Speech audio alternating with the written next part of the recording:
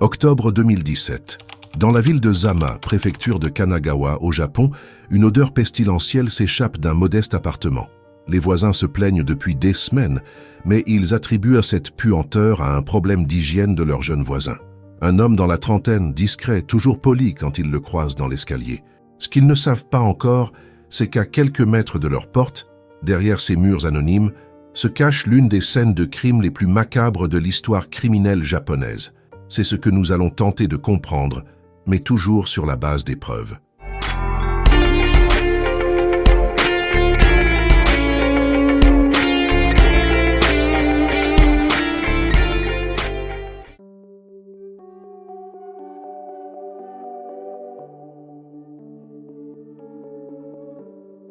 Tout commence par la disparition d'une jeune femme de 23 ans, Aiko Tamura.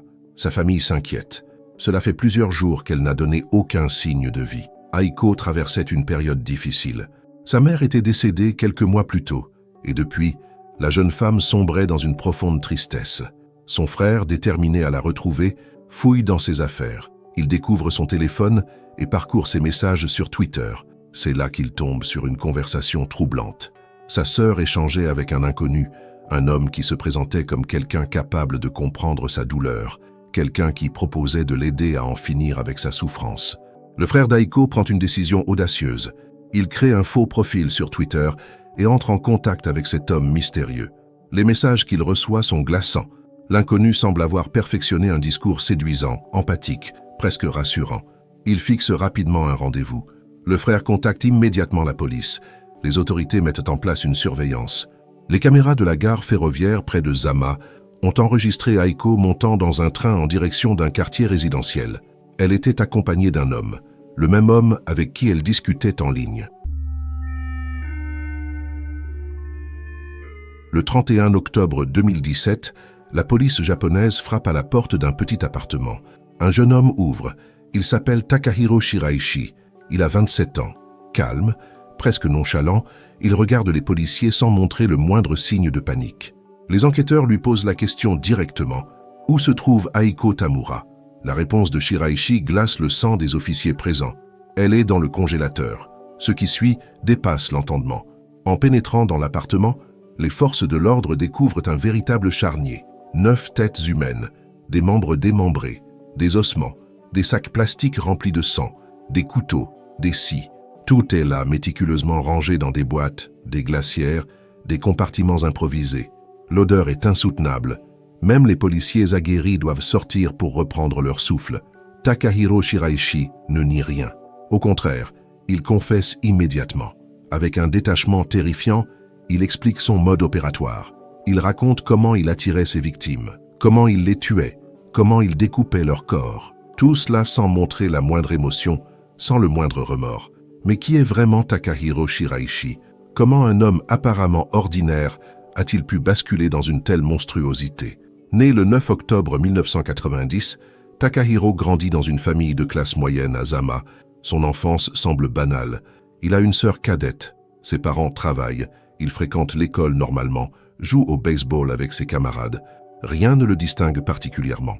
Pourtant, dès l'adolescence, un détail aurait dû alerter. Takahiro et ses amis pratiquaient un jeu dangereux. Ils s'étranglaient mutuellement jusqu'à perdre connaissance.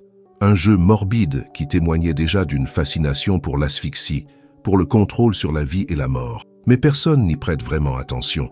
Après tout, ce ne sont que des adolescents qui font des bêtises. Pendant sa dernière année de lycée, un événement vient bouleverser l'équilibre familial. Ses parents divorcent. Sa mère part avec sa sœur. Takahiro reste seul avec son père. Ce dernier s'efforce de maintenir une relation normale avec son fils, mais quelque chose semble s'être brisé. Après ses études, Takahiro enchaîne les petits boulots. Supermarché, usine d'emballage, des emplois sans perspective. Il cherche à gagner plus d'argent, plus facilement. C'est ainsi qu'il découvre le quartier de Kabukicho à Tokyo, le district de la lumière rouge, un univers où règnent les yakuza, où la prostitution et le trafic humain prospèrent dans l'ombre. Takahiro devient rabatteur. Son rôle, recruter de jeunes femmes, souvent venues de la périphérie pour les convaincre de travailler comme hôtesse ou escorte. Il excelle dans cet exercice. Charmant, souriant, persuasif, il sait exactement quoi dire pour faire tomber les barrières. Il promet de l'argent facile, une vie meilleure. Il ment avec une facilité déconcertante. Mais en février 2017, tout s'effondre. Takahiro est arrêté pour corruption de mineurs et trafic d'êtres humains. Il est condamné à 14 mois de prison. Pourtant, grâce à une suspension de peine de 3 ans, il ne passe pas un seul jour derrière les barreaux. Il rentre chez son père. C'est à ce moment-là que quelque chose bascule définitivement dans l'esprit de Takahiro Shiraishi. Privé de son activité de rabatteur, sans emploi, isolé, il sombre. Un jour, il lâche cette phrase à son père. « Je ne sais pas pourquoi je suis vivant ». Son père ne répond pas. Il ne cherche pas d'aide médicale pour son fils. Et Takahiro continue de ruminer, seul, dans sa chambre. En août 2017, il invente un mensonge. Il dit à son père qu'il a rencontré l'amour de sa vie, une femme merveilleuse. Il lui demande de l'aide pour louer un appartement car il veut vivre avec elle. Le père, heureux de voir son fils reprendre goût à la vie, accepte. Le 22 août, Takahiro emménage dans un petit appartement à Zama. Cette femme n'a jamais existé. Quelques semaines plus tard, en septembre, Takahiro crée un compte Twitter. Son nom d'utilisateur et sa photo de profil font référence à la pendaison. Sa biographie est soigneusement formulée. « Je veux aider les personnes qui souffrent vraiment. Envoyez-moi un message privé à n'importe quelle heure. » Il se présente comme un sauveur, quelqu'un qui comprend la douleur, quelqu'un qui peut accompagner ceux qui veulent en finir. Mais c'est un piège mortel. Les victimes de Takahiro Shiraishi avaient tout un point commun. Elles traversaient des moments de détresse intense. Certaines avaient perdu un proche, d'autres souffraient de solitude, de dépression, d'anxiété. Elles cherchaient du réconfort, elles cherchaient quelqu'un qui les écoute. Sur Twitter, Takahiro leur offrait exactement ce qu'elles cherchaient. Il se montrait attentif, bienveillant, compatissant. Il leur proposait de les rencontrer, de discuter. Parfois, il évoquait un pacte, un départ ensemble, une fin sans douleur. Les jeunes femmes, vulnérables et désespérées, acceptaient. Elles prenaient le train jusqu'à Zama. Elles se rendaient à son appartement, persuadées qu'elles allaient enfin trouver une issue à leur souffrance. Mais une fois la porte refermée, l'horreur commençait. Takahiro ne cherchait pas à mourir avec elles. Il ne cherchait pas à les aider. Il voulait les contrôler, les dominer, satisfaire ses pulsions. Il leur offrait à boire, souvent de l'alcool mélangé à des substances. Une fois qu'elles étaient affaiblies, désorientées, il passait à l'acte. Il les agressait sexuellement. Il volait leur argent, leurs effets personnels. Et puis, il les étranglait, lentement, jusqu'à ce qu'elles cessent de respirer. Ensuite, il découpait leur corps, méthodiquement. Il conservait certaines parties comme des trophées, les têtes notamment. Il les rangeait dans son congélateur. Le reste, il le dispersait dans des sacs, qu'il entreposait dans des caisses ou qu'il jetait dans des endroits discrets. Pour masquer l'odeur, il utilisait de l'encens, des parfums, des désodorisants. Il installait des ventilateurs. Mais rien ne pouvait vraiment dissimuler la puanteur de la mort. Entre août et octobre 2017, Takahiro Shiraishi assassine 9 personnes, 8 femmes et un homme. Les victimes avaient entre 15 et 26 ans. L'unique victime masculine était le petit ami d'une des jeunes femmes disparues. Inquiet, il avait mené sa propre enquête. Il avait retracé les derniers déplacements de sa compagne. Il s'était rendu à l'appartement de Shiraishi pour demander des explications. Il n'en est jamais ressorti. Les voisins remarquèrent bien que quelque chose clochait. L'odeur d'abord, puis la quantité de déchets que Shiraishi produisait. Des sacs et des sacs, constamment.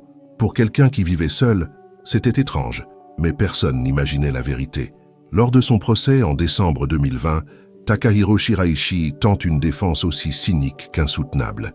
Il prétend que ses victimes avaient consenti, qu'elles voulaient vraiment mourir, qu'il ne faisait que répondre à leurs demandes. Mais les preuves sont accablantes.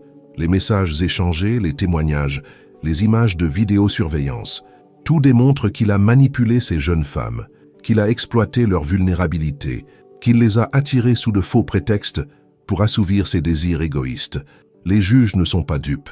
Ils concluent que Takahiro Shiraishi était parfaitement conscient de ses actes, qu'il avait planifié ses crimes avec soin, qu'il avait étudié les techniques pour tuer et démembrer, qu'il avait préparé ses outils à l'avance. Le tribunal le décrit comme rusé et méprisable. Ces crimes sont qualifiés de parmi les plus odieux de l'histoire criminelle. Le 15 décembre 2020, Takahiro Shiraishi est condamné à mort. Peu après le verdict, un journaliste du quotidien Mainichi Shimbun obtient une entrevue exclusive avec lui dans la prison de Tachikawa. L'échange est glaçant. Le journaliste lui demande comment il se sent au lendemain de sa condamnation à mort. Shiraishi sourit. Il répond qu'il ne ressent rien de particulier, qu'il savait ce qui allait arriver, qu'il est parfaitement calme. Il annonce qu'il ne fera pas appel, qu'il ne voit pas l'intérêt de prolonger l'attente. Puis il ajoute quelque chose de totalement surréaliste. Il veut se marier. Avant de mourir, il veut épouser une femme. Comme ça, elle pourra venir lui rendre visite, lui apporter des choses. Il dit qu'il a reçu des lettres, des propositions. Certaines femmes semblent fascinées par lui. Ce phénomène a un nom, l'hybristophilie, l'attirance pour les criminels dangereux. Et Takahiro Shiraishi, malgré l'horreur de ses actes, suscite cette fascination malsaine chez certaines personnes. Mais il ne se mariera jamais. Le 27 juin 2025, après 5 ans dans le couloir de la mort, Takahiro Shiraishi est exécuté par pendaison à la prison de Tokyo. C'est la première exécution au Japon en 3 ans. Le ministre de la Justice, Keisuke Suzuki, déclare que ce cas a provoqué un choc immense dans la société japonaise. 9 vies précieuses ont été arrachées en l'espace de 2 mois pour des motifs purement égoïstes. Les familles des victimes dévastées ont attendu cette justice pendant des années, mais aucune sentence, aucune exécution ne pourra ramener leurs êtres chers. L'affaire Takahiro Shiraishi a révélé un danger moderne, celui de chercher du réconfort auprès d'inconnus sur les réseaux sociaux. Derrière un écran, il est facile de mentir, de manipuler, de se faire passer pour quelqu'un d'autre. Les victimes de Shiraishi avaient besoin d'aide, d'une aide réelle, professionnelle, mais au lieu de cela, elles ont trouvé un prédateur. Ce cas rappelle l'importance vitale des lignes d'écoute, des associations de soutien psychologique, des services d'urgence dédiés aux personnes en détresse, des organismes qui sauvent des vies chaque jour en offrant une oreille attentive, sans jugement, et surtout en toute sécurité. Takahiro Shiraishi a exploité la souffrance humaine pour satisfaire ses pulsions les plus sombres, mais son histoire doit aussi servir de leçon. Une leçon sur la vulnérabilité, sur l'importance de la vigilance et sur la nécessité de tendre la main aux personnes en détresse avant qu'il ne soit trop tard.